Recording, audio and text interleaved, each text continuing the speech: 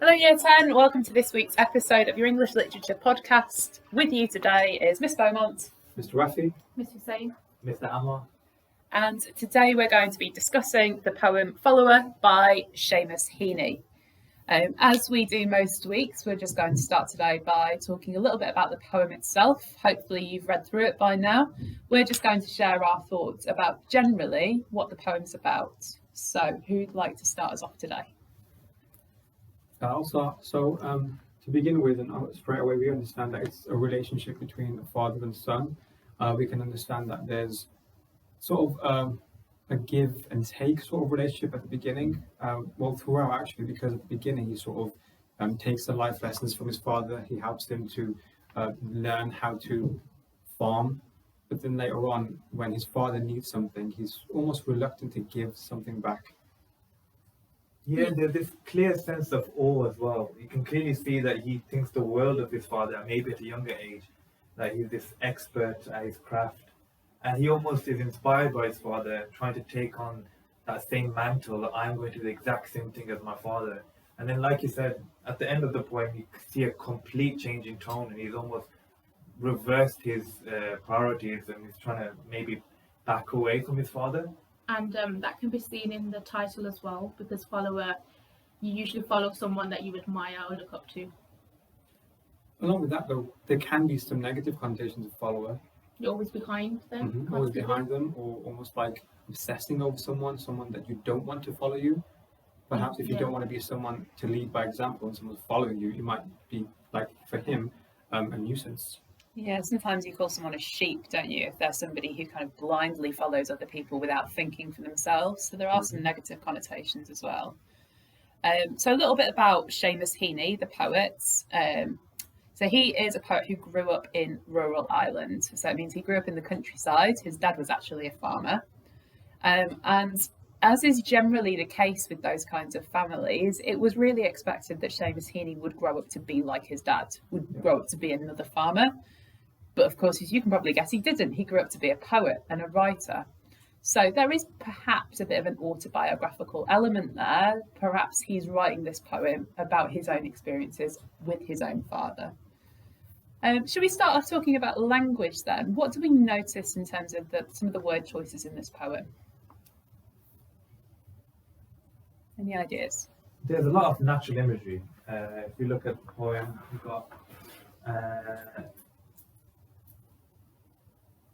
mapping the furrow exactly, narrow angle of the ground, stumble in his hobnail wake, polished sod, so soil. You really get this image of a farmer. But what I would really like to focus on is the second line in the first stanza. His shoulders globed like a full sail strung. Now, if you really focus on this, like first time there's a simile, but when I saw this, his shoulders globed. On one side, you can imagine this massive, really strong father. Years of experience are showcased in his physicality of his shoulders. On another side, if you look at globe, you can maybe imagine that he sees the world of his father. The father is everything to the child, like a full sail strong. As the quote continues, of course, you got alliteration, but you really get the image that he's guiding the father. He's the protection. He's the navigator. Without the father, he maybe wouldn't have pursued the dream. Which, linking on to earlier what we said before about being a sheep, or maybe the idea of negative connotation follower. Maybe his father was really pushing the idea of becoming a farmer, when maybe, like again with the autobiographical aspect, maybe he didn't want to follow that direction or that sail, perhaps. I'd just like to really pick up on as well, you've made a really good point there, Mr. Amar, about some of the language in this poem is really quite foreign to most of us. There's lots of what we would call jargon. So it's words that you'd only specifically really hear if you worked in agriculture, if you lived on a farm. I grew up in the countryside, so some of these words I might be familiar with, but you perhaps haven't heard of before. So words like furrow. So when you're ploughing a field, a furrow is the deep ditch that the plough digs. Words like the steel-pointed sock, that's part of a plough. I think it's quite interesting, actually, that Seamus Heaney chose to include these really technical words. Perhaps that he does that because it shows that he looked up to his father. He paid really close attention to all of this expert knowledge that his dad had. But there are a number of words in there that at first glance you might think, what on earth is that? But he's describing the action of ploughing. It sort of links into how he sort of perhaps inspired and looked up to his father so much. We can see how much of a personal experience this is, and how close he is to his father, that he learns all of these different things, perhaps not consciously. Maybe he didn't want to learn it, but because he admired his father so much and he spent so much time with him, he started to pick up on, like we said, the jargon and sort of the actions that his father has been doing. There's lots of evidence, isn't there, that his dad is a master at what he does. He obviously describes him as an expert at the start of the first stanza, but even his actions when he is guiding the plough and he's egging the horses on, with a single pluck of reins, the sweating team pulls round. So it's almost like the father only has to do one small action to get this whole team of horses, these powerful animals, to do exactly how he wants. So absolutely, that adds into the kind of admiring tone that is created at the start of the poem. Yeah, and another one on line 12, we've got mapping the furrow exactly. So just with that expert and the perfectionist sort of idea of, my dad is amazing at what he does, he's the best at what he does, sort of very sort of childlike admiration. And that can be juxtaposed to how he's presented. So he will say, I stumbled, where his dad can do things perfectly the first time. Where he's stumbling, he's falling. Or perhaps that links to why if we link this back to his feeling of not wanting to be what his father was, which is a farmer, maybe that's why he didn't want to become a farmer, perhaps. Perhaps because he knew that he would never be that good, because he didn't love what he did, or maybe he just knew he would never be able to fill those shoes in. It could also, probably his intention might have been to show the loss of traditions through children as they grow up. They don't want to follow their parents' footsteps, and if you're losing that part of your identity that parents hold quite close to their heart. Yeah, really touching on both of your points there. You can look at line 20 in his broad shadow around the farm. Maybe metaphorically you could represent the fact that he couldn't stay in the shadow of his father, that the memory, the darkness, the expectations, perhaps he didn't want to follow in his footsteps, and now his shadow, his expectations or his expertise is so huge that he maybe he defected from that tradition, and he wanted to, maybe like we said earlier on, autobiography, in the sense that he wanted to do poetry instead. It's interesting, isn't it? Because even in that second to last stanza, he says, I wanted to grow up and plough. So there was a point in time where he did want to be like his father. And we know that if this is an autobiographical or a semi-autobiographical poem, that's not what ended up happening. So it does cause you to question, perhaps as a reader, when that changed and how that changed, and whether that is anything to do with, in the final stanza, he noticed his father stumbling. Now, it's quite ambiguous. We're not sure whether that's because his father's perhaps grown old, and as we're old, we become physically weaker, perhaps emotionally more needy, perhaps, of our children, or whether it's that now he is older, he realises that his father perhaps isn't as perfect as he thought he was when he was younger. It's quite open to interpretation, but definitely something to think about. It sort of brings back the fact that his father is human, and maybe he just doesn't like that side of life, that experience of when we grow older, then we start to realise that, wait a second, our parents are human too, they make mistakes, they're not perfect, and maybe he just didn't like what he saw. Or perhaps it could even be a memory.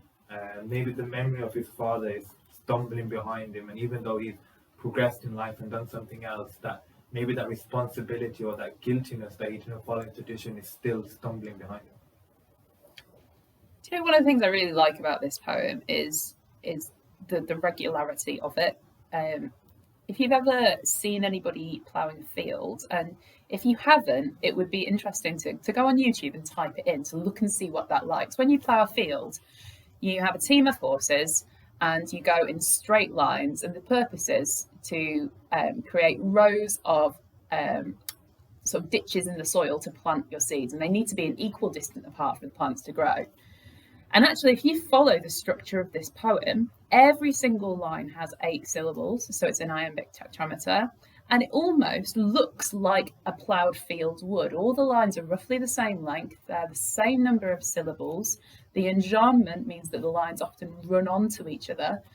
So it's quite interesting how the nature of the poem actually, as it looks on the page, looks a little bit like the action that he's describing with his father. Perhaps that's a reflection as well of perhaps the stability that he sees in his dad, or the steadiness or the steadfastness in his father. So we talked just quickly then about poems that we might want to link this to. I think Farmer's Bride would be a good one to link it to, because in Farmer's Bride there is a reluctance, that one person is reluctant to stay with the other, and the other's trying to keep hold of his bride. And same in this poem, the son has a bitterness towards his father, as his father is now following him constantly. Yeah, definitely, I agree. And obviously you've got sort of links that you could make there with the language as choices as well. The use of natural imagery would tie in really nicely there as well. Anything with regards else? to distance and the sort of admiration of nature, Letters from Yorkshire would be a very good one to compare it with. We can clearly see distance in that one as well, and we can also see how the speaker in Letters from Yorkshire has this sort of admiration and sort of longing for the life of this sort of person living in the wilderness, within nature, and we can sort of almost see the same, or a certain level of appreciation for that in this poem as well. And as well, that the relationship in Letters from Yorkshire is another relationship that's quite ambiguous, isn't it? It's got quite a lot of questions around it about what that relationship is like. And I think you could draw some parallels between that and his relationship with his father as well, and how that changes throughout the poem. And why it changes as well. Yeah, we can also link this to Walking Away. Obviously, certain aspects are juxtaposed. We're not seeing it in the perspective of the son, we're seeing it in the perspective of the father. But we do get this sense of being set free. You can make a link to being set free from expectations, exploring the world, whereas in one poem the father is hesitant, but he's still supportive of the decisions, whereas it's implied, it's quite ambiguous, but I get the sense that the decision to go away from farming perhaps wasn't one that was met with joy, perhaps, in Follow. Yeah, very possibly. So, I mean, any of the poems that have a theme of parental relationships, any of the poems that have a theme of distance as well, so even something that's about a romantic relationship, like Sonnet 29, for example, you could link in to this poem just by comparing that theme in itself. Well, we hope that's been helpful for you, Year 10. Tune in next week when we'll be looking at our next poem. But for now, goodbye. Bye, Bye. guys. Bye.